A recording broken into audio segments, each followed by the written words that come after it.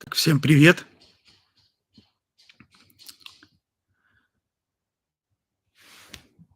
Давно не проводил прямых эфиров. Точнее, у меня всего был один.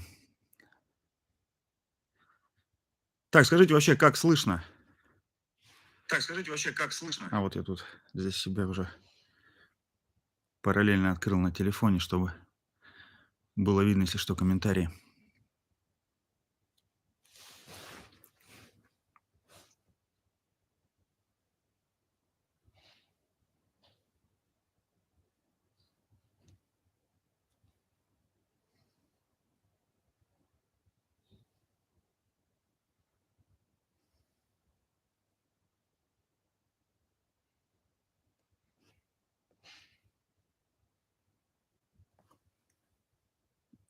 Пока что-то мало людей. Всего тут 7 человек пока показывает. Ну, вы можете уже задавать вопросы, какие у вас есть. Я давно, правда, роликов не выкладывал. Ну, просто был очень сильно занят здесь. Вот.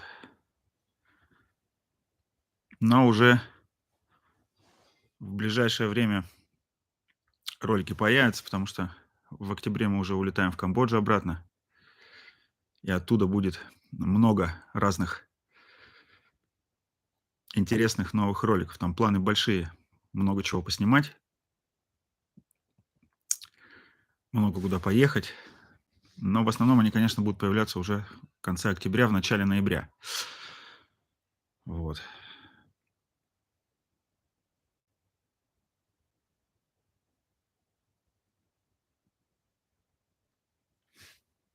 Так, ну вы задавайте вопросы, друзья, какие у вас есть, если вам что-то интересно услышать про Камбоджу.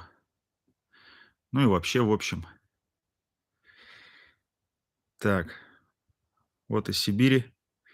Я вижу, у меня вот тут только что-то на компьютере не могу разобраться, где здесь, чтобы комментарий было видно. Чтобы было видно чат, но вот у меня здесь, если что, с телефона. Так, и Вьетнаму привет. Мы, кстати, в декабре во Вьетнаме тоже будем. Уже тут спланировали поездку. В Ханой полетим в декабре. Так, здоровье. Здоровье хорошо. Все нормально. Так. Ну, давайте будем подсоединяться, подключаться к эфиру. Правда, немного сегодня человек что-то.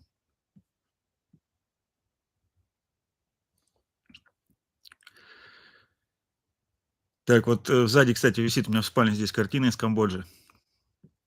Если помните, там в одном ролике, в одном из роликов я ее покупал на рынке.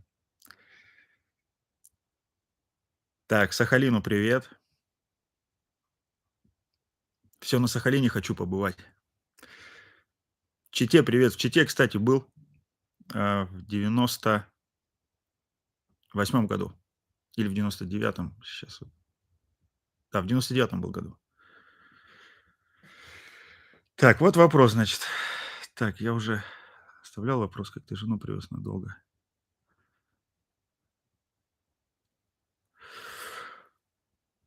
Так, значит, вот получается вопрос по визам, да? А, ну, во-первых, у Эпи вид на жительство есть. Вот, и уже, кстати, она там может получить гражданство, но пока что она решила повременить с гражданством. Вот, а так вид на жительство у нее уже есть, и она сюда заезжала по обычной визе, по частной, которая была на 3 месяца. Вот, а потом, получается, когда родился Тимур, ей, соответственно, мы подали документы, и ей уже сразу дали вид на жительство. И вид на жительство по ребенку дается вообще бессрочный. У нее был вид на жительство не по браку, потому что у нас там с браком были изначально проблемы. Вот, и мы хотели здесь сначала расписаться, потом в итоге тут у нас немножко не получилось, потому что там не хватало каких-то документов, как всегда. Ну, вот это такая государственная бюрократическая машина, она везде есть, наверное, в каждой стране.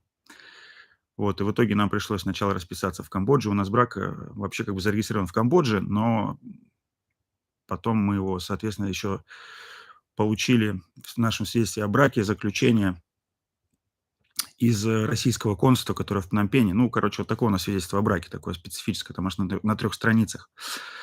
Вот, что касается так. Ну, не знаю, если ответил, то ответил. Если не ответил, то можете еще там дальше вопрос по этому вопросу задать. Так, Санкт-Петербургу привет. Так, вот не понял. В 2000 непонятно. Да, на Камчатке же, да. На Камчатке я вот был в августе месяце. Я там полетел по работе, и в то же время мы еще совместили встречу там с друзьями. И, как вы видели, там было несколько роликов, я заснял с Камчатки. Вот они, кстати, последний из Камчатки ролик там и висит. На Камчатке очень круто. Супер.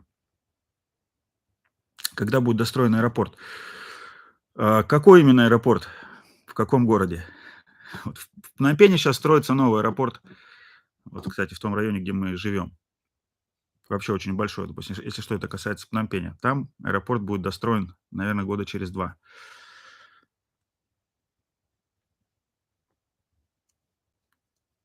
Так. Ну, Эпи говорит по-русски. Она говорит, но говорит немного. Но сдавала экзамен, просто выучила и все. Так. Если какие-то поблажки для семей. Да поблажек как таковых никаких нет, но нужно все равно как бы либо учить это просто наизусть. Вот, наизусть нужно выучить. Но вид на жительство по ребенку дадут вообще без знания языка. Если э, ребенок гражданин России, то матери, неважно из какого она государства, вид на жительство дается автоматически. Поэтому здесь можно даже не переживать. Но если ребенок не гражданин России, то тогда тут, наверное, будут какие-то сложности. Я тут точно не знаю и не могу про это сказать. Да, вот вы пишете, что нет, для вида на жительство, если ребенок гражданин России, точно не нужно ничего, никакого знания языка. Без проблем сразу выдадут и все. Это такое есть постановление. Это не требуется, это по закону так. Так, в Камбоджу мы в октябре улетаем, я уже купил билеты. Тут уже все у нас. Сегодня вот у нас в Воронеже вообще такая погода прохладная достаточно, и сразу захотелось уже уезжать. Потому что, когда здесь тепло, лето здесь, конечно, вообще супер. Потому что вот так могу сказать, что в центральной России лето вообще отличное, теплое. Ну, на самом деле, в сентябре здесь еще в Воронеже тоже будет неплохо, поэтому мы улетаем в октябре. Ну и там, как говорится, начнутся уже более плотные выпуски в канал. Много куда я хочу съездить, много чего хочу показать про Камбоджу, потому что показывать еще есть что. Чем вы занимаетесь в Камбодже? Ну, вот сейчас, кстати, у нас новый проект, который мы ведем в Камбодже. Я про него еще просто не рассказывал. У нас там, значит, мы запускаем Академию спорта. Так это, пускай даже это звучит так круто, но это действительно так. У нас уже, значит, мы начинаем с плавания. У нас уже сейчас 2 тренера по плаванию, это мастера спорта международного класса. Мы их привезли еще в июне месяце. Вот сейчас там все акклиматизировались, все. Сейчас мы уже входим в тренировки. И мы предоставляем услуги по обучению плавания и детей, и взрослых.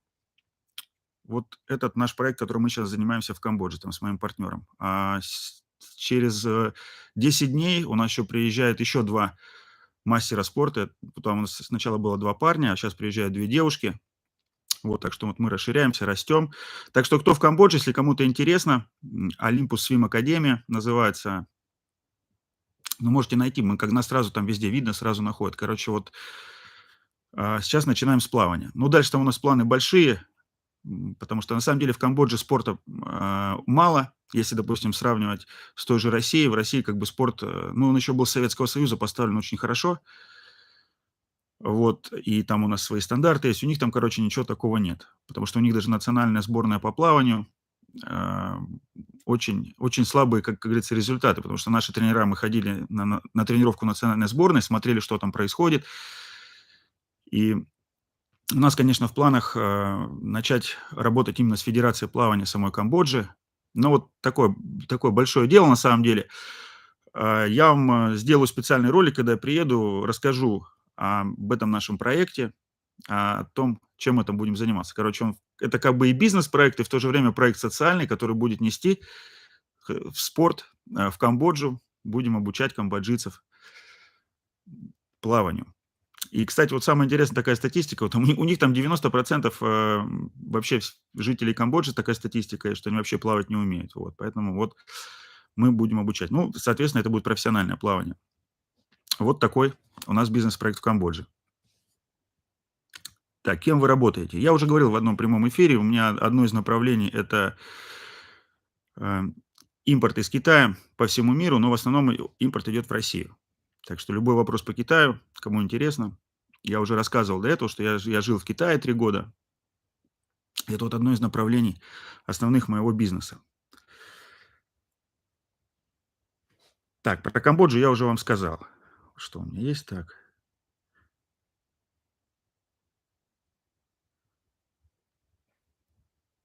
Так, да, вот, ну, язык, вам говорю, не придется учить. Если ребенок гражданин России, то точно нет.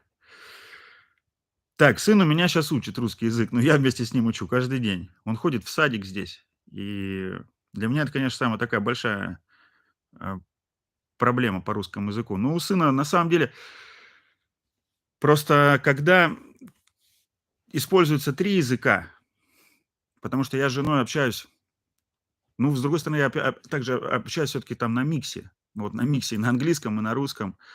Вот, а сын, допустим, он слышит, от матери, потому что мать с ним, разговаривает, миксует и английский, и кмерский язык.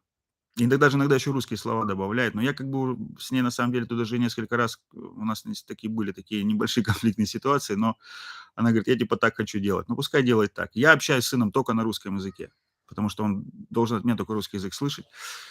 Но уже понемногу говорит. Но еще 3 лет нет, у нас только 27 сентября ему будет 3 года. Вот такая вот история. Ну, и просто, скорее всего, когда у ребенка очень много получается таких слов с разных языков, он немножко как бы сам еще не может понять. Но вот на опыте других людей, у которых тоже такие интернациональные семьи, а, как правило, где-то уже ближе к 4 годам ребенок уже начинает говорить сразу на нескольких языках и начинает понимать все. Ну, посмотрим, я вам расскажу, что будет происходить. На самом деле меня этот вопрос очень сильно беспокоит. Чем занимается жена? Ну, жена занимается чем? Сейчас она как бы занимается детьми, потому что все-таки 2 детей, одному еще 3 лет нет. Можно сказать, что она в декрете. Вот. Но у нее есть там одно направление, она там занимается такими, скажем, эм, сделками не с недвижимостью, а с земельными участками. Вот такое у нее там есть одно дело, которым она занимается. Южной Корее привет. Я, кстати, был в Сеуле в 2016 году. Классно, мне Корея понравилась вообще. Нет, я сейчас в Воронеже. Вот я не на Дальнем Востоке, а в Воронеже. Я был а, на Камчатке в начале августа. Кстати, был на рыбалке, случайно упал в лодке и сломал там палец себе на ноге. Но только понял об этом уже спустя, когда уже палец уже сросся. Потому что я, на самом деле, после Камчатки поехал, мне нужно было встретиться с моей дочерью от первого брака, и она живет в Италии, я с ней встречался там, ездил туда, ездил в Италию, и вот мы там с ней хоть ходили, гуляли, как бы, но я там ничего не снимал, как бы все-таки больше времени хотел с дочерью провести, но она что-то не захотела там на Ютубе показываться, говорит: «Ну, типа, не снимай меня». Я говорю: «Ну, блин, не буду снимать». Так вот я, короче, там, и мы с ней там просто много ходили, там попутешествовали по городам, по этим всяким итальянским, вот, и по 15, по 20 километров в день ходили, у меня там нога такая была опухшая вообще. А потом я просто звонил в страховую, моя страховая меня немножко подвела, сказала, что типа вот здесь там нету у нас, вы типа идите сами. Я там в итоге решил там подождать, ну а потом приехал уже в Россию, пошел к травматологу, сфотографировал палец, у меня там, оказывается, был перелом. Он говорит: «Ну просто очень повезло, все, вообще сросся отлично на большой ноге». Вот такая была история. Так, про русский язык я сказал уже, да? Так, с сыном. Так, Саш, как там у тебя с китайским? Ты его не знаешь, ведь ты жил там продолжительное время. Я китайский знаю немного. Вот, в основном как бы китайский знают как бы мои там ребята, сотрудники наши, кто работает там, они знают китайский язык. Вот, и у нас как бы с этим, с коммуникациями с китайцами проблем нет. Ну или наши там мои партнеры китайцы, которые говорят по-русски, поэтому Вот как-то так просто получилось. Если бы они, конечно, бы не знали бы до этого русский язык, то тогда, конечно, бы пришлось бы максимально бы хорошо учить китайский. Но по-китайски я немного говорю. Так, я был в Камбодже 8 лет назад. Сейчас, говорят, там все изменилось благодаря китайцам. Многие эксперты говорят в негативную сторону. Что я могу сказать по изменениям, которые внесли китайцы в Камбоджу? А, Понимаете, насколько я все это вижу, во-первых, пришли большие инвестиции. Очень сильные большие инвестиции пришли в Китай, ой, в Китай, в Камбоджу. А, Было инвестировано много и в фабрики, и в разные там производства, и в сектор недвижимости. Поэтому как бы жизнь у камбоджийцев выросла, потому что если в 2012 году, когда я приехал туда первый раз, там зарплата была $50 средняя, то сейчас уже средняя зарплата приблизилась там к $300. Поэтому посмотрите, за 10 лет такой рост, и плюс еще экономика сильно растет. На самом деле инвестируют туда не только китайцы, инвестируют весь юго-восточный вот этот азиатский регион, Япония, Корея, Сингапур, а, там Индонезия, там, ну, как бы такие общие инвестиции, что-то даже, может быть, китайцы инвестируют. Вот, поэтому я как бы к китайцам отношусь хорошо, как бы мне нравится как бы культура, я как бы знаю китайскую культуру хорошо. Поэтому мне китайцы как бы ничем не напрягают. Конечно, безусловно, там есть китайцы, которые, как говорится, в свое время там где-то, может быть, быстро заработали денег, а ведут себя, может быть, так не совсем как бы из грязи в князи, это называется. Ведут себя не совсем достойно, но таких недостойных как бы и сами камбоджийцы не любят. Поэтому как бы вот там такие очень интересные такие у них отношения с этими китайцами. Вот, но а вообще, как бы очень много денег было инвестировано в Синоуквиль. Если кто знает, Синоуквиль — это приморский город. Есть, кстати, несколько роликов из него. И сейчас вот я посмотрел последнюю информацию, вот из-за ковида в 2019 году же приостановился поток инвестиций. Еще почему? Потому что они отменили камбоджийцы онлайн-казино. Там были разрешены онлайн-казино, эти онлайн-казино сразу работали типа на всю Азию. А потом они, короче, это все закрыли. И вот сейчас в Синоуквиле такая проблема есть, потому что там есть 1000 недостроенных зданий. 1000 недостроенных зданий — это очень много. Потому что я даже когда там был в мае месяце, я смотрел, там вот есть такие большие там небоскребы стоят, ну, относительно там, может быть, этажей по 40, да, и вот они просто заморожена стройка. Вот. Сейчас они как бы хотят обратно, чтобы инвесторы обратно вернулись и начали достраивать это все. Вот такая вот есть сейчас, кстати, проблема в Синоуквиле. Ну, в Пномпене такой проблемы нет. Пномпень как бы строится и застраивается. Вот, ну, надеюсь, про китайцев ответил вам, да? Да, я в Воронеже. Вопрос не в тему, какие мужские духи предпочитаешь. Я все время пользуюсь Armani Aqua di Gio, вот если не в тему. Вот все время уже как, можно сказать, что там 18 лет практически. Не меняю запах, вот так. Тёще вашей нравится в России? Ну как, теща просто помогает. Как ни крути, теща очень сильно помогает с мирой и вот. Ну, понятно, может быть, ей хочется тоже домой, но, по крайней мере, я бы её щас ещё попросил: "Ты, типа, помоги побыть с ребенком". Ну, потому что я как бы и заранее уже предупредил, что когда мы приедем в Россию, мне придется как бы съездить. Во-первых, я ездил, в Камень на Оби туда к себе домой, к родителям. Ролик есть. Вот, они со мной не поехали, ну, потому что это было достаточно сложновато. Просто еще раньше у нас же хоть самолеты летали с Новосибирска в Воронеж, а сейчас в связи с последними событиями аэропорт уже полгода не работает, и, никаких полетов нет. И поэтому нужно было сначала доезжать до Москвы, потом с Москвы лететь. Ну, короче, это сложно. В итоге они не поехали со мной в Сибирь, хотя я им предлагал это дело сделать. Вот. А потом мне, соответственно, нужно было по работе, и потом еще нужно было поехать встретиться обязательно с дочерью, потому что это было обязательным как бы условием, что нужно было встретиться с дочерью. Но они, соответственно, со мной тоже бы не поехали. Но все равно с маленьким детьми достаточно сложно вообще любые путешествия делать, любые. У нас, допустим, вот как было 2 дня назад, вот Мира практически никогда как бы не кричит и не плачет. А вот мы тут выехали с ними, ну, просто прокатиться на машине, чтобы там развеяться, чтобы не постоянно, так говорится, в доме сидеть. И просто начала плакать и плакать. И вот мы просто далеко достаточно отъехали, вот час без остановки плакала, поэтому. Но они, видать, походу молоко забыли, дать. Она у нас же на смесях, а они забыли с собой взять лишнего. И вот такая у нас была проблема, значит. Вот. Так что вот с маленьким детьми достаточно сложно. Да не, я почувствовал, что палец был сломан, но просто не то, что был сломан, он просто болел. А вот так просто сложились обстоятельства, что, ну, некогда было пойти этот снимок сделать. Еще потому, что мы, когда были в Италии с дочерью, мы потому что каждый день практически меняли город. Мы там на поездах постоянно двигались по разным городам, по итальянским. Там в Милан сначала прилетели, потом в Венецию, Флоренцию, потом в Неаполь поехали. Там еще двигались. Но когда не ходишь, тогда нормально. Ну, было, когда очень сильно, сильно больно, ночью раз проснулся, у меня были специально обезболивающие таблетки, я выпил, и все. Так что вот так.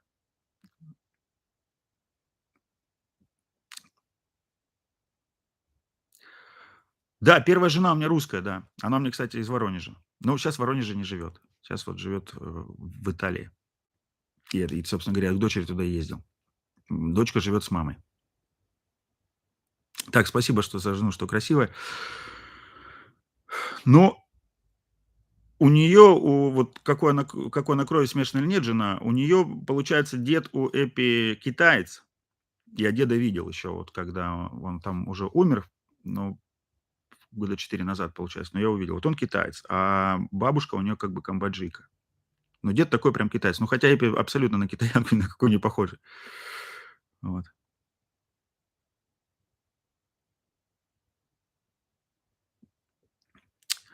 Так, хотел ли я жить в Китае? Вот такой вопрос.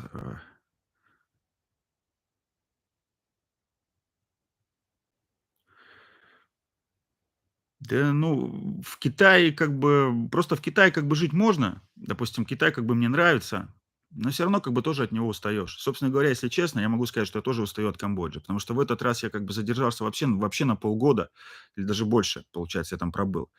Достаточно тяжеловато. Все равно как бы по родине скучаешь 100%. Вот, я, получается, сколько уже в этих в эмиграционных делах, в таких приездах-отъездах, как бы устаешь. Все равно нужно как бы менять, если, допустим, хотя бы там на какой-то период времени уезжать. Поэтому в Китае только если как бы непосредственно нужно было бы находиться по работе, то, конечно бы, как бы я бы и жил бы там. Но так, чтобы вот прям конкретно в Китае жить, не знаю. Устаешь от Китая. Я от Китая уставал. По крайней мере, я просто в Гуанчжоу, а Гуанчжоу такой город, такой торговый, там все время такой, ну, мегаполис такой большой, от него устаешь. По крайней мере, у меня так было. Так, по вашему мнению, когда Камбоджа потеснит Таиланд? Думаю, потенциал у страны большой, Таиланд как потихоньку затухает, а Камбоджа и Вьетнам очень быстро растут в экономическом и туристическом плане. Но насчет потеснит Таиланд, это сложно говорить. Во-первых, потому что Таиланд, он же и больше по населению. У них, по-моему, там под 60 миллионов, а в Камбодже всего 20. Они все эти азиатские страны развиваются, и Вьетнам в том числе. Вот. Просто в Тай все-таки больше людей едет, потому что в Тае, вот мы были когда на Пхукете, все-таки инфраструктура решает. Камбоджа, она все равно еще остается такой страной, более такой, менее такой инфраструктурно развитой. Но сейчас там очень сильно все развивается, строится, короче, вот Камбоджа это сплошная стройка вообще везде. Дороги, дороги. Самое главное, очень хороший момент дороги, потому что у них с транспортом там достаточно такие сложности были. И вот сейчас в октябре уже откроется дорога Пномпень-Синоуквиль, и можно будет до моря доехать всего за 2 часа. Меня это радует, потому что можно будет там, ну, просто там на день съездить, если что, на море.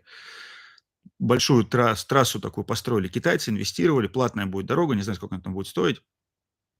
Ну вот, кстати, по ней даже уже сейчас некоторые люди ездят.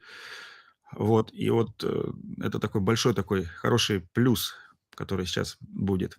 Если, допустим, если захотите прилететь в Камбоджу, то вам до моря будет ехать сейчас 2 часа. А раньше можно было ехать 5,5 часов, и такая дорога очень тяжелая, опасная, с фурами, потому что в Синуквиле морской порт находится, и оттуда вот все грузы, которые в Камбоджу приходят, и все, что из Камбоджи импортируется, все по этой дороге шло, там одни фуры, контейнера, короче, было очень тяжело и сложно по ней раньше ездить.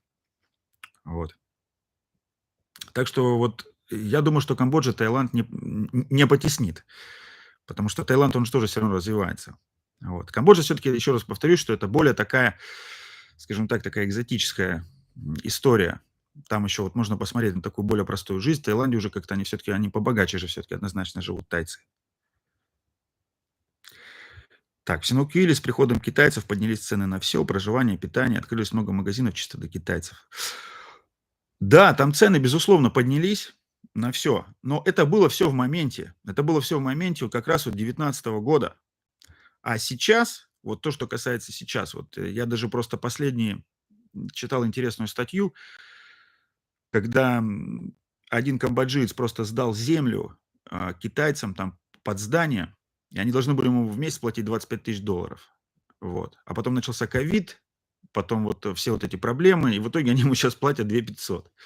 Поэтому там был скачок цен и на все про все, и на землю. Там, конечно, многие там камбоджийцы обогатились на этой земле, потому что там такие были спекуляции. Но вот, короче, сейчас там вот такая история. Просто как бы читаю эту всю информацию. Такой он. Сейчас Синукли немножко такой притухший город, потому что туристов все равно нет. Вот. Туристов мало. Достаточно. Потому что основными туристами все равно там были китайцы. А когда была стройка, иностранцы потом не захотели туда ехать из-за вот этой всей грязи, которая там была. И как бы сейчас какие-то, конечно, возвращаются. Ну, все едут в основном иностранцы на острова. На островах, конечно, интересно. Про острова вы можете посмотреть ролики, они все есть, даже несколько. Вот. Но я обязательно, наверное, в ноябре или, может, в декабре опять поеду на острова. А так, конечно, в Синауквиле, вот если там посмотреть криминальную сводку, там происходят какие-то разные моменты. Вот у меня люди некоторые спрашивают, вот там, насколько там опасно, там банды там какие-то и все остальное. Если там китайцы воюют, они воюют между собой. Вот. Там бывают случаи, когда прям происходит убийство. Именно китайцы друг друга стреляют и все. Но они стреляют друг друга, а иностранцев и камбоджийцев это вообще никак не касается. Потому что, скорее всего, когда вот эти были большие деньги, большая стройка, там было много криминального китайского, возможно, мира туда приехало, там какие-то есть возможности, какие-то свои анклавы. Это там есть 100%, потому что я смотрю по сводкам, по криминальным, по камбоджийским, там какие-то у них вечные разборки происходят. Так что это что касается Синопеля. Но это никак не влияет на иностранцев, потому что с иностранцами таких проблем никогда там не происходило и не будет, в общем-то. Вот так.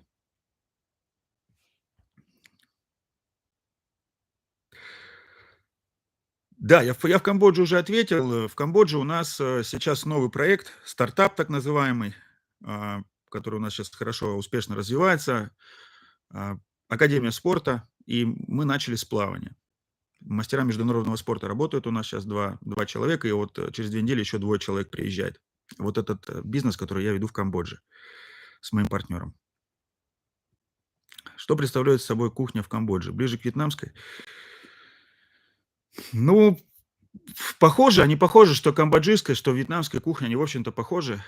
А в самой Камбодже очень много просто еще вьетнамцев живет. Там вот этот суп фобо, он вообще везде есть. И вьетнамцев много живет в самой Камбодже, именно этнические вьетнамцы, которые живут. Есть даже вьетнамцы, которые а, живут даже там без особых каких-то документов. Вот особенно это касается вот деревни на воде. Вы посмотрите ролик. Очень интересно. Это вьетнамская деревня на воде в самой Камбодже. Вот. Ну, у камбоджийцев какое-то такое не совсем хорошее отношение к вьетнамцам. Не знаю почему, с чем это связано. Может быть, они там все время какие-то свои вот эти территориальные вопросы там решали. Ну вот, по крайней мере, то, что я слышу. Именно от того круга, с кем я общаюсь. Не знаю, почему они их не особо недолюбливают. Хотя вот мы во Вьетнам полетим. Мне Вьетнам нравится. Да, вот раньше по дороге было так, да. Раньше было 6 часов, 6 и тяжелая дорога, тяжелая прям. Ну, как бы это, сложно было до этого моря добираться.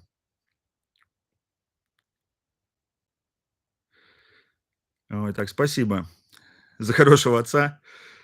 Ну, как бы да, многодетный отец, 3 детей у меня теперь.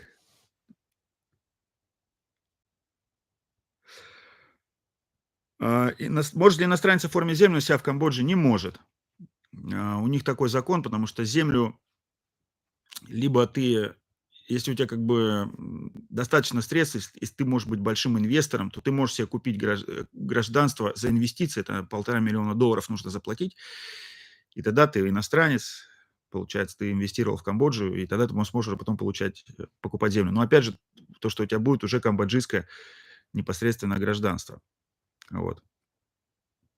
А так вот просто иностранец не может купить землю. И если, допустим, ты даже захочешь себе купить дом, который контачит, как говорится, с землей, именно, в смысле именно на земле, то ты тоже не можешь его все купить. Иностранцы там могут покупать все, что выше второго этажа. Вот со второго этажа апартаменты и вот подобного плана там квартиры или какое-то жилье, или офисы могут покупать.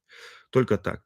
Либо там есть какие-то еще истории там с крупными компаниями, они там могут как-то там в аренду брать или перекупать. Я точно этого не знаю, поэтому я в этом не специалист, поэтому подсказать вам не могу.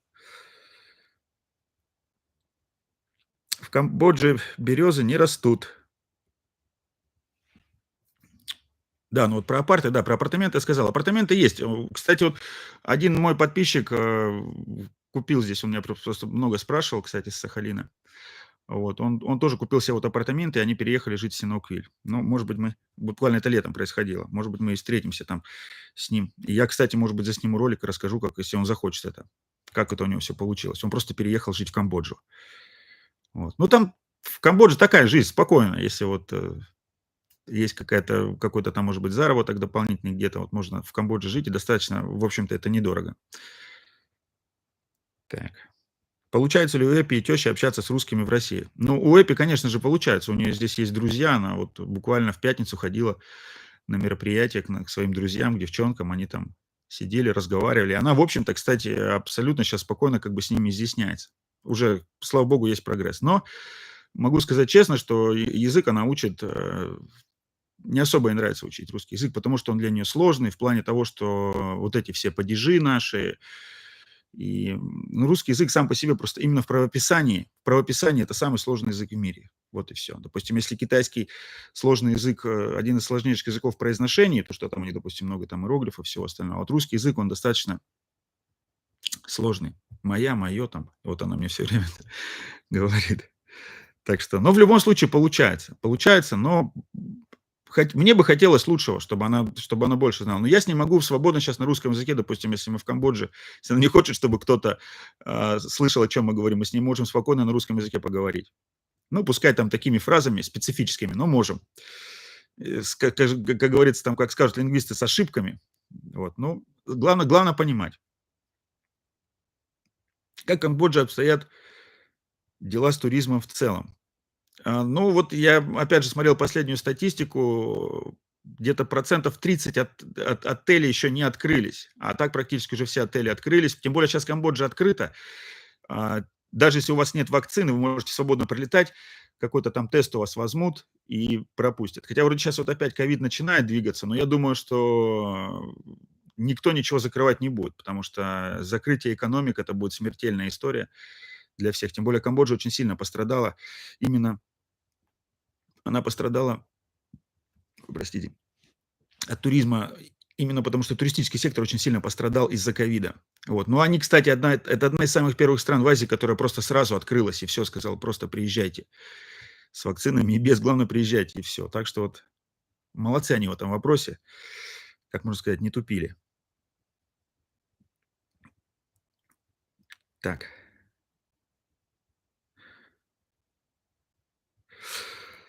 Да, вот про поводу, так, вы знали, что обсуждение давать отцовский капитал, так как дети россияне, многодетному папе, наверное, уже положен капитал. Я, кстати, узнавал по поводу этого капитала, как бы, по идее, я как бы должен был получить материнский этот, так называемый капитал. Но вот если так вот разобраться, два ребенка, у них же российские паспорта. Мне они ответили следующим образом, типа, пускай она получает гражданство в пенсионном фонде, и тогда она получит материнский капитал. А ты, отец, капитал получать не можешь, потому что, ну, у нас, потому что в законе написано, что мать должна получать капитал, а не отец. Не знаю, может быть, как-то там можно что-то еще с юристами поговорить. Но как-то, короче, пока вот так с этим материнским капиталом. Не получен он.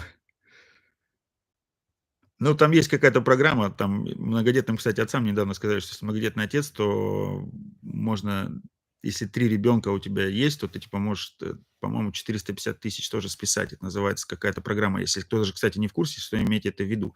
Еще есть одна программа, которая позволяет 450 тысяч там списать с какого-то кредита или если какую-то ипотеку взять. Вот. Так. Как Тимур общается в России со сверстниками или на каком языке? Ну, на каком? Он пока еще на своем языке общается. Он общается на языке, а, своем детском. Так. Какое ваше отношение к войне на Украине? Ну, война — это плохо. Хотелось бы, чтобы побыстрее все это закончилось. Круто, что жена уже говорит по-русски. Так, да. Да, да, мы и сами-то не очень любим учить русский. Ну да. Как дела в Камбодже с криптовалютой? А, ну, как дела? Так же, как и везде, также есть обменники, также все можно, если кому-то интересно, там также можно находить, людей, кто вам эту криптовалюту может, соответственно, поменять. Когда карточки-то все заблокировали, вообще все визы, все остальное, как бы вот это активно как бы было, как бы россияне как бы пользуются вот этой системой P2P, покупают, соответственно, криптовалюту, и которые там именно проживают. Ну и, соответственно, как бы делают все переводы через, через крипту туда, в Камбоджу. Ну, сейчас, как бы, кстати, много вариантов появилось, переводов, потому что сначала как было достаточно сложно, сейчас какие-то, конечно же, пути нашлись. Так, Дорошенко продал свой бизнес, кафе и т.ц. Что слышно о нем? Я слышал просто про Дорошенко, что там какие-то случились проблемы. Вот. Я общался как бы вот недавно, как раз вот в мае месяце, с тем человеком, кто его знает вообще очень близко. И вот какие-то были сложности, что ему пришлось покинуть страну. И вот это я просто знаю, и все. Как бы я лично с Дорошенко не знаком, но как бы слышал про него. Вот, были сложности какие-то с властями, и поэтому он покинул. Да, я с женой общаюсь на языке любви, это точно. Вот тут. Гражданство можно получить и какие подводные камни или вообще по турвизе, по рабочей визе на долгий срок?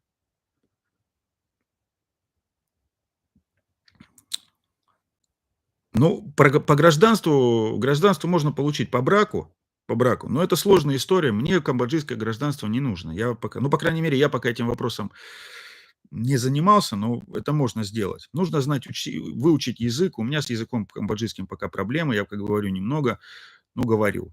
Ну, достаточно сложно пока говорить. Так, так.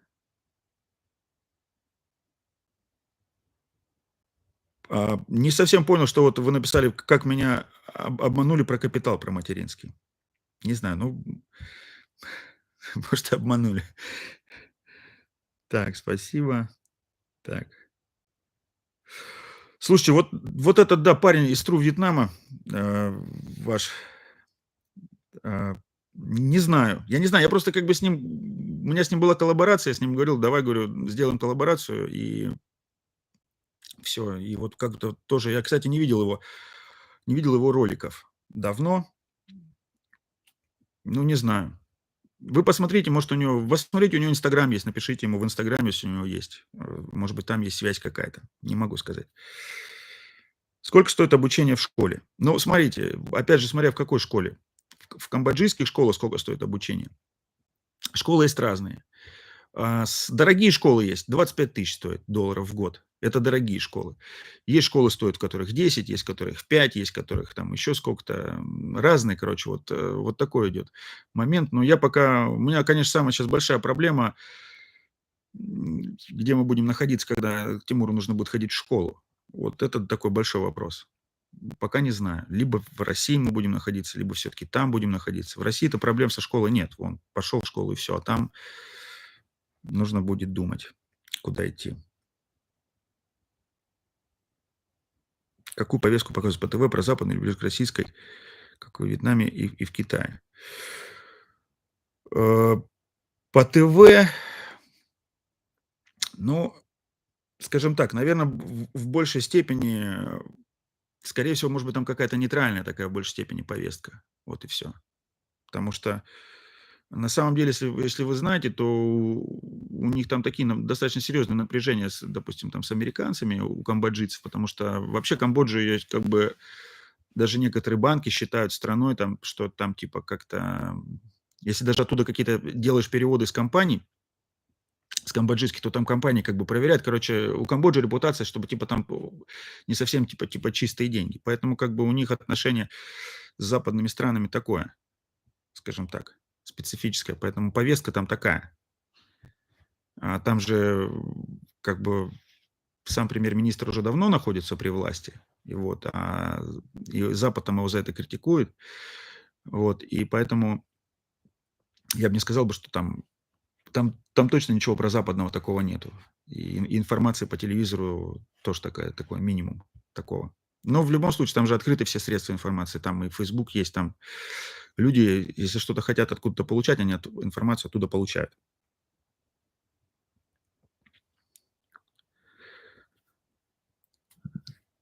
Так, в Камбодже международные школы. Да, школы международные. Нет, там, кстати, есть школы очень хорошего уровня, где преподают только иностранцы и таких с хорошей аккредитацией.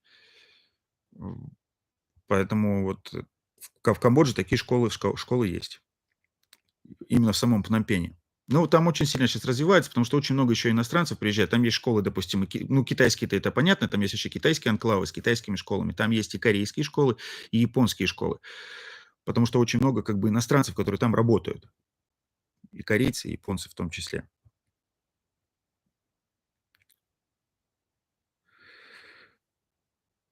Так, ну вот по материнскому капиталу я вот говорю, что я здесь буду еще разбираться.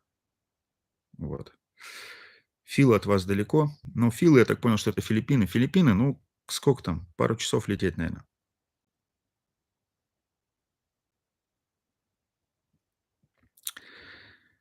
Так, спасибо за комплимент за ролики.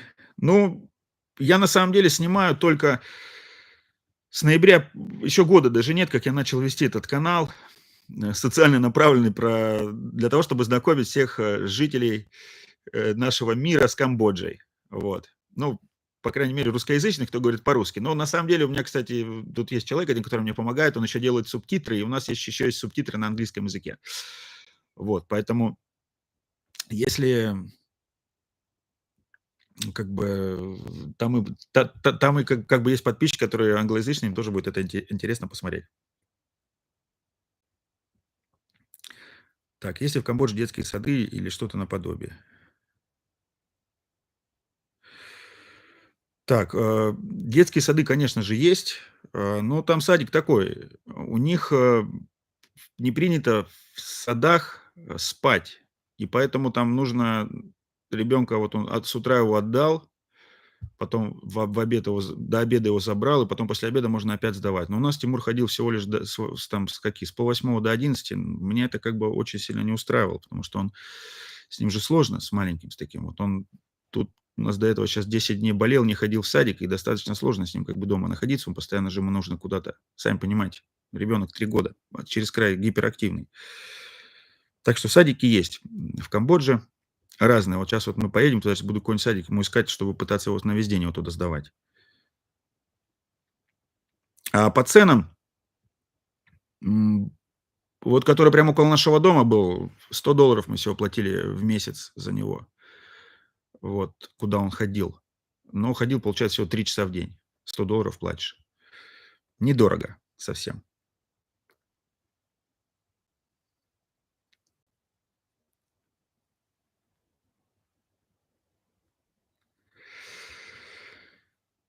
Так, ну вот вроде так на все вопросы уже ответил.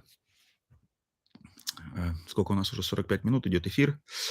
Давайте еще какие-нибудь вопросы, и, может быть, мы уже скоро будем заканчивать. Так, язык камбоджийский, ну, в общем-то, несложный. Я бы сказал, что несложный. Ну, просто уже как-то, может, уже мне его просто сложновато учить. Дело в том, что у меня проблема, опять я скажу про язык, что когда там на английском практически все разговаривают, даже просто по минимуму. Вот ты даже спрашиваешь, сколько это стоит у них по-камбоджийски, они тебе уже начинают отвечать по-английски. И мотивация просто начинает пропадать. В Китае, допустим, было учить язык намного проще. Почему? Потому что китайцы не особо говорят по-английски. А здесь как бы очень много говорит людей на английском языке в Камбодже. Очень много. Не знаю, в каком процентном отношении, но многие говорят. Особенно в столице. Там в столице и в туристических городах точно. Если куда-нибудь, конечно, уехал там в деревню, там да, там как бы и то кто-нибудь придет, найдется, кто будет говорить по-английски. Если у тебя будет проблема, они тебе найдут человека, который будет по-английски с тобой разговаривать, и все. Поэтому учить камбоджийский, мотивация пропадает. Пропадает мотивация, потому что все говорят на английском. Все.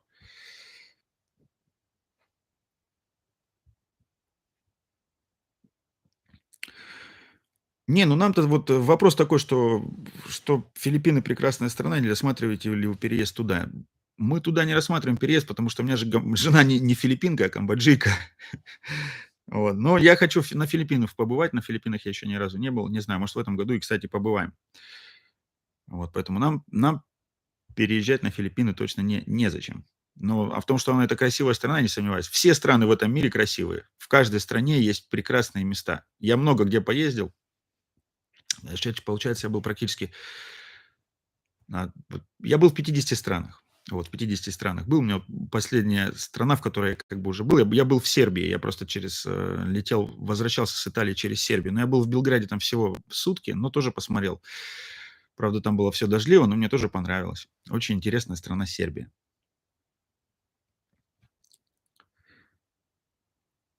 Значит, по визу. Легко ли продлевать визу? Значит, визу продлевать, если вы залетаете в Камбоджу, если хотите там побольше времени остаться, очень, кстати, хороший вопрос, я вам подскажу. Вы должны себе по прилету поставить бизнес-визу. Не туристическую, а бизнес. Вы себе ставите бизнес-визу, потому что туристическая стоит $30, а бизнес стоит 35.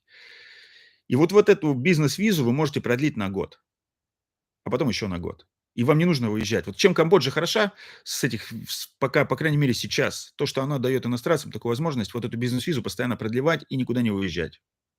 Вот годовая будет стоить где-то долларов 300 с копейками. Там. И все, вы просто можете год из страны не выезжать. Ну, а если вы просто залетите по туристической, вам по-любому нужно будет потом вылетать обратно куда-нибудь в Таиланд или во Вьетнам, или там в Лаос, там куда-нибудь переезжать, и обратно потом заезжать и ставить себе эту бизнес-визу, которую вы потом сможете себе продлить. Да, на Филиппинах, кстати, английский язык это там как второй, это точно. Вот там вообще как бы у них. Потому что даже в Камбодже, обратил внимание, во многих местах работают филиппинцы. Они работают там везде, там в разных местах, где как бы английский язык. И даже певцы там есть в разных таких вот в ресторанах и в таких в барах больших.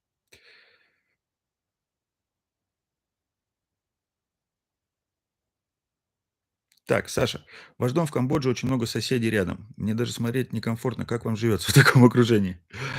Безусловно, могу сказать, что в Камбодже, да, такая проблема есть, но вот мы сейчас уже как бы в процессе решения этого жилищного вопроса будем находиться и все, потому что на самом деле, как бы, да, немножко, допустим, если здесь я вот в России живу, как бы достаточно, скажем так, свободно, что у нас такой плотности нет, как бы тут как бы в своем доме, и условия абсолютно другие. Там как бы меня условия немножко не устраивают уже все. Поэтому мы сейчас в процессе решения, и, ну, я вам скажу там, если что, у нас, как говорится, как дальше попрет.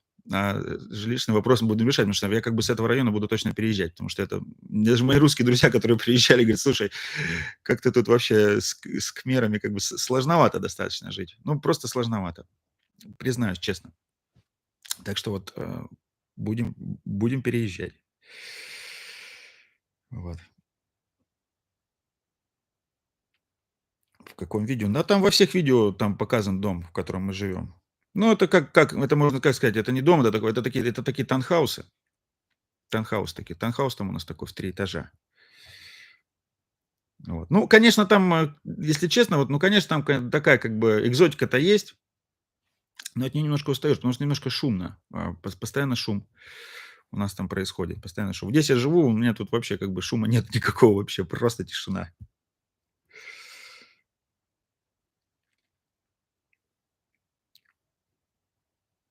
Если с ребенком-школьником залетать и какую визу? Ну, я здесь вам честно не могу подсказать. Я вам дам такой совет. Если вам что-то интересно про Камбоджу, есть такая группа в Фейсбуке. Она называется «Камбоджийская правда». Вы там туда заходите, подписывайтесь на эту группу, и вы там можете все писать свободно любые комментарии, и люди вам там всем подскажут. Там очень хорошие люди, всем все помогают, всем все рассказывают. Я, короче, всем рекомендую эту группу. Заходите, вообще любые вопросы по Камбодже, и там знают люди намного больше, чем я. Если я чего-то не знаю, то я тоже там всегда пишу вопрос, и мне всегда подсказывают. Так что там такая-то отличный есть источник информации. Камбоджийская правда в Фейсбуке. Все просто.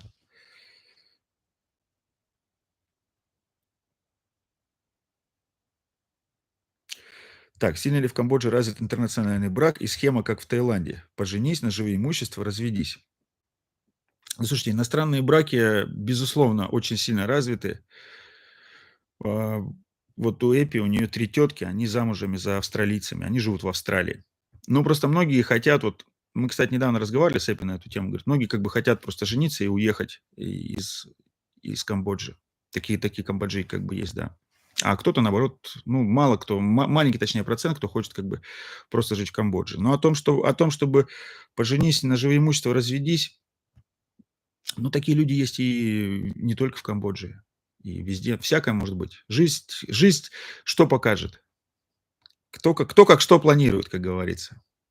Поэтому это может быть везде, и не только в Камбодже. Вот. Да, в Азии везде шум. Ну, блин, это точно.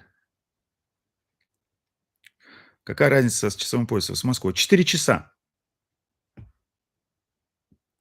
Так, если тебя отправят на войну.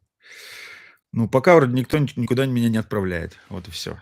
Поэтому, так что вопрос такой, он не совсем, я бы сказал бы, адекватный, скажем так. Ну или, ну не знаю.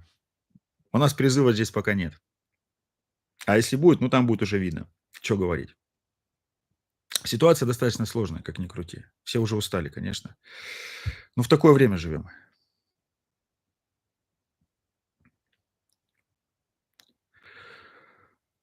Да не, ну в Таиланде, может, и такое есть. Опять же, ну, я вот обратил, вот по поводу этих браков там и всего остального. Ну вот мы были в Сиан-Рипе, у нее там знакомая, я не сказал, что она ее подруга, она там замужем за американцем, ей 35 лет, а ему 70. Вот такие браки есть. И, ну, у них сейчас двое детей. Два мальчика-близнеца. По родила. Как?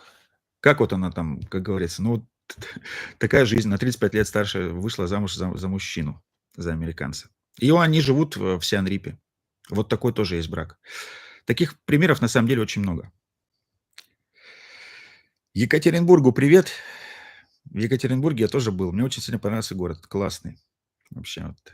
Был, ну, лет 10 назад, по-моему. Да, рыбалка на Камчатке вообще была просто класс в этот раз. Просто год назад, когда я был, было тоже круто. Я тогда там первый, как раз, кстати, самый первый ролик с канала как раз вот оттуда, с той Камчатки. А на этой Камчатке было, конечно, вообще бомба. И просто рыба шла, ее там много, ее там вот это все. Но ощущение вообще просто потрясающее. Ну вот как раз еще и сломанный палец оттуда остался. Вот. Хотя как бы я абсолютно как бы, ну, конечно, мы там выпивали, безусловно, но когда это все, когда я упал, я просто потянул рыбу резко, меня клюнуло, я встал и стоял на лодке неправильно. Я стоял там на 2 ногах, надо было там как бы одной ногой припираться, и просто дернул, и в железную лодку упал. И сломал тогда там палец.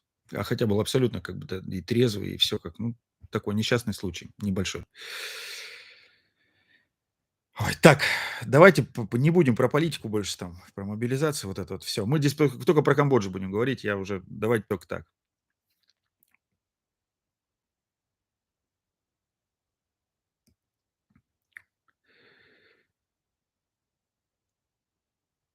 Так, у меня есть такие соседи, оба россияне, но совсем дедушка, при этом есть ребенок внутри.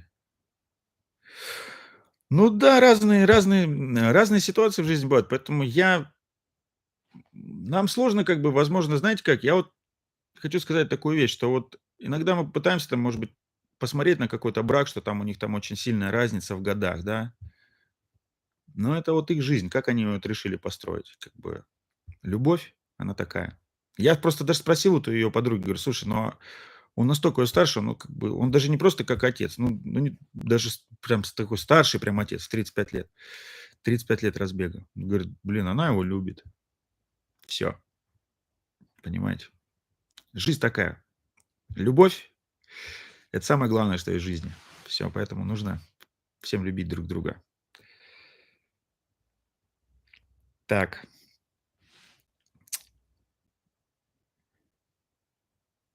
да я встретил ее в Камбодже. Я уже говорил это на прошлом прямом эфире. Мы познакомились, я из Китая там прилетел отдыхать, и все, и познакомился. Потому что с Китая, с Гуанчжоу до Камбоджи было лететь там 2,5 часа. Я как бы там частенько туда летал. Кстати, я туда всех своих друзей туда попривозил, абсолютно всем понравилось, кто был вообще в Камбодже, вот первый раз всех туда повозил. Много раз люди летали. Но сейчас им уже, конечно, надоело летать. Да и сейчас еще и долететь-то достаточно сложно. Сейчас с этими перелетами, и плюс еще как бы цены достаточно выросли сейчас. Ну, дорого сейчас летать, на самом деле, прям, ну, недешево. Вот. Так, значит, у нас уже сколько? 8 человек нас посмотрело, да? Ну, надеюсь, ответил на все ваши вопросы. Я почему решил провести прямой эфир, потому что сколько тут времени ничего не снимал, был просто в разъездах, плюс еще у меня как бы по работе очень сильная как бы нагрузка идет, времени просто не было. Но вот сейчас я решил заснять несколько роликов, не знаю, может сегодня, может быть завтра засниму. Я вчера ходил на рынок и купил этих куриных лап, таких классных, домашних куриных лап. Мы все время покупаем в супермаркете в Окее. Они фабричные, они там они ломаные, а это такие прям большие, классные, не ломаные вообще. И э, Эпис делает эти лапы по камбоджийскому, по китайскому рецепту, а я вам засниму, и вы посмотрите, может быть, кто-то попробует. Конечно, кто-то, может быть, к этому относится, кто-то относится к лапам не очень, но мы лапы любим. Это деликатес. И китайский, и камбоджийский, ну, вообще азиатский. В Азии едят куриные лапы. Вот. Ну, может быть, еще что-нибудь поснимаю буквально. Не знаю, потому что здесь на самом деле как бы нету таких моментов, которые можно было бы такого поснимать. Как бы все как бы обыденное. Все-таки мы же о Камбодже в большей степени на этом канале разговариваем. Поэтому вот как я уже вернусь сейчас в Камбоджу, то я надеюсь, что там будет очень много новых роликов интересных. Вот. Так, за грибами это хорошее дело, да. У нас тут тоже, кстати, грибы растут. Я вот тоже, наверное, пойду. Ну, сейчас как дожди пойду, просто пока дождей так особых нет. У нас тут похолодало, было тут 30-32, а вот сейчас уже все где-то сколько там, 16. И такой прям резкий перепад. И я как раз такой резкий такой перепад почувствовал, такой, блин, все, уже пора, ну, улетать. Ну ничего, тут еще сентябрь будет хороший, так что поэтому я что-нибудь еще поснимаю. Вот. Так, ну что, а, нет больше никаких вопросов, да? Давайте еще, допустим, там 2-3 минутки, и все. И будем тогда уже завершать. Так, ну, я хотел сказать, что, получается, я хочу съездить в горы туда, в Камбодже поснимать, Мандункири. Очень интересные у них провинции, туда поехать. Потом мы планируем поехать еще с моим партнером, вот с кем мы в Камбодже по спорту работаем, на подводную охоту. На подводную охоту, на морскую, там на какие-то на дальние острова. Но надо будет выбрать время, вот это тоже будет. Я думаю, что будет очень интересный ролик. Надо будет тоже подготовиться. Я в свое время занимался подводной охотой давно. Здесь вот у нас тут нырял, тут везде, тут в Воронежских реках. Но потом забил на это дело было. Уже неинтересно было эту рыбу как бы стрелять под водой. А вот в морскую очень интересно хочется попробовать. Так что вот ролик будет об этом еще. Ну и потом как бы еще там куда-нибудь. Да много чего можно снимать. Много азиатского, вот эту интересную экзотическую жизнь. Поэтому вот я говорю, что здесь-то как бы мне ничего не приходит на ум, чтобы я тут в России такого бы поснимал. Ну, вот только что за исключением Камчатки. Вот. Так. Питомцев у нас нет. Вот. Дурианы, да, дурианы я обожаю. Вот мне дуриан очень сильно нравится. Вообще очень сильно. Потому что кому-то он не нравится, но мне он нравится очень сильно. Это просто вот, для меня это король фруктов. Вот честно, король. Вот его вкус такой Блин, ну, я рекомендую всем попробовать, кто не попробовал. Он достаточно, конечно, дорогой. Если здесь он вообще как бы стоит очень дорого. Он и там-то не дешевый. Но это класс. Кошек и собак едят, как во Вьетнаме. Значит, с собаками, да, давайте про собак еще расскажу такую проблему. Кошек-то не едят, а собак едят. И я вот буквально перед отъездом, когда нам из Камбоджи уезжать, когда в Россию мы вылетали, я еду на мотоцикле, и вот у нас там окружная дорога, я просто там ехал по окружной. И вот, блин, головы лежат собачьи. Ну, ё-моё, просто. Я хотел, конечно, подъехать, заснять этих голов, но потом думаю, они там еще на меня будут ругаться. Они борются сейчас, они борются с этим. Они ввели закон, что уже все нельзя, но все равно вот у них собак они едят. Так что вот я собаку никогда не пробовал, честно, не хочу попробовать. Хотя хоть я и гурман, но собаку я пробовать не хочу вообще. Так что вот с собаками там такая история.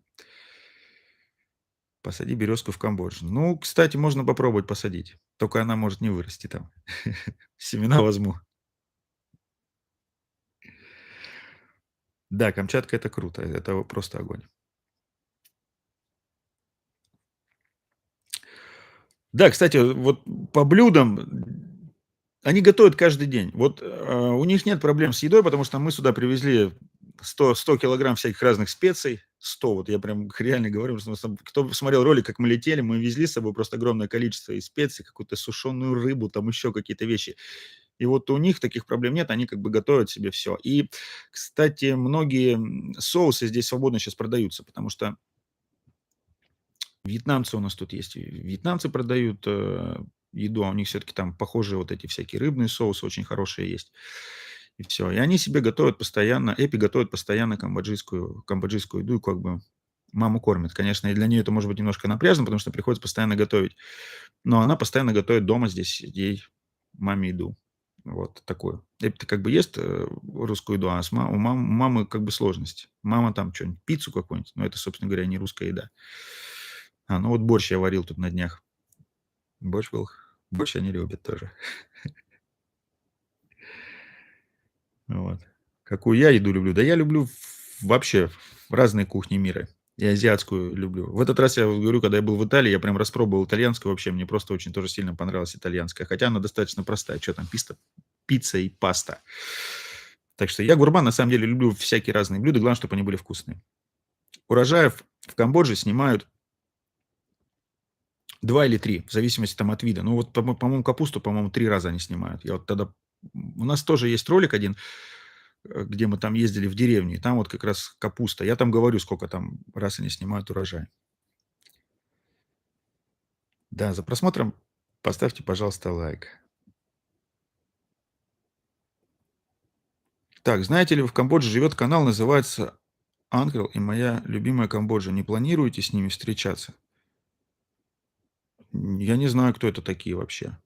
Напишите мне сейчас еще раз, может быть, я просто знаю. Но я как бы не видел их. Я как бы готов там встретиться, там на коллаборацию, мне интересно просто пообщаться, что за люди. Я всегда за контакты, лучше всегда контактировать со всеми. Со всеми контактировать- это самое лучшее.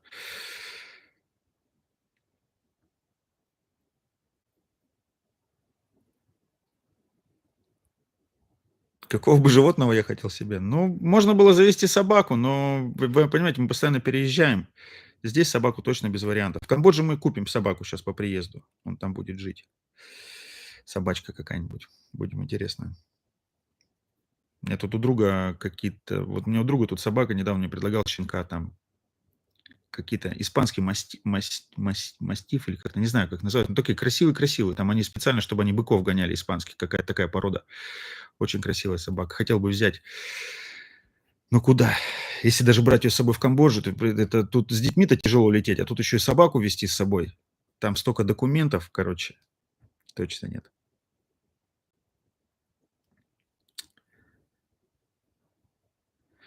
Мужичок рассказывает о Камбодже.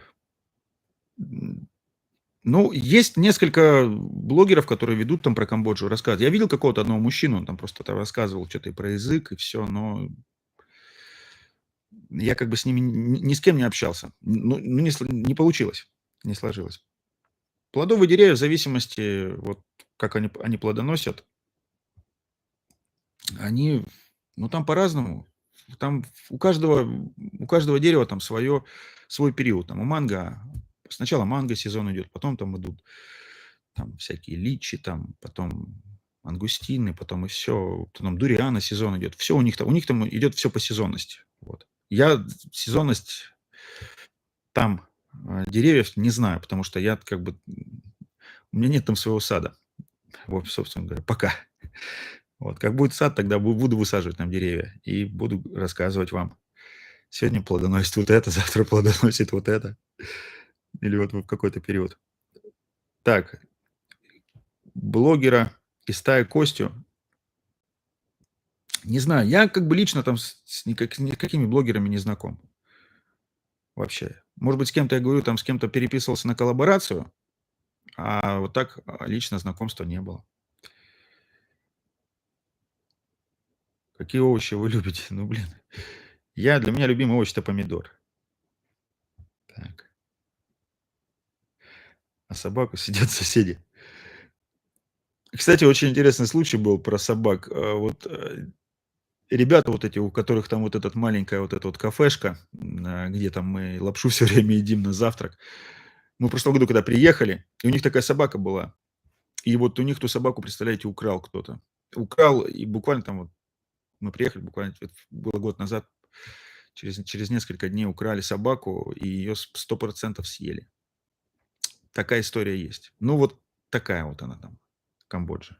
Поэтому собаку могут украсть. Надо следить. Надо следить, если особенно она хорошая, чтобы она свободно не гуляла. Если будет свободно гулять, то риск, что ее утащат, есть. 100%. Говорю, как есть.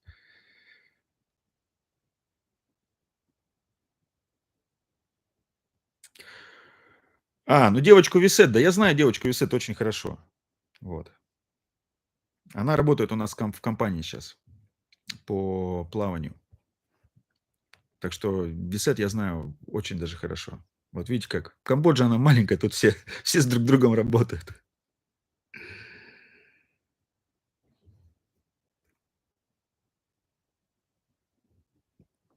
Так, ну какой там любимый цвет, ну я не знаю. Цвет синий. Так, какой вам город нравится? Блин. Ну какой мне город нравится? Да мне нравятся все города. Каждый город по-своему красив. Я еще раз повторюсь, каждая страна по-своему красива, индивидуально, интересно. Везде есть интересно. Везде по-своему интересно. Я потому что это говорю, потому что я много попутешествовал, много. И много где пожил, и могу сказать, везде есть хорошие, красивые места в каждой стране. И в каждой стране есть хорошие люди, есть плохие люди, но больше всего хороших людей, это факт. Везде, поэтому надо быть на позитиве.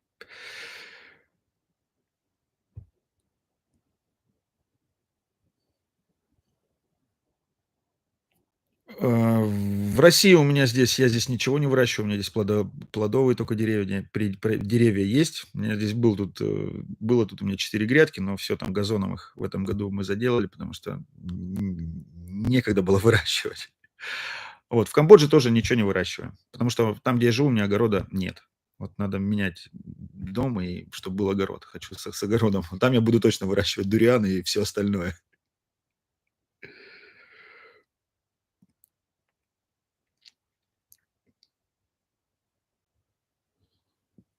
Просьба как можно больше видео про сады и аграрную сторону Камбоджи.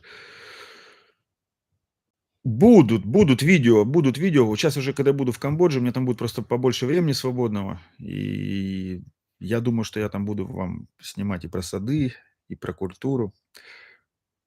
С Висет, да я встречусь с ней по приезду. Я говорю, мы с Висет сейчас как бы вместе работаем. Она работает у нас в новом нашем проекте. С Висет мы увидимся точно. Так, спасибо за добрые пожелания. Ну все, друзья, сегодня такой короткий эфир. В прошлый раз у нас был 2 часа. Я, может быть, еще выйду в эфир ам, в какой-нибудь там, может быть, там через месяц еще.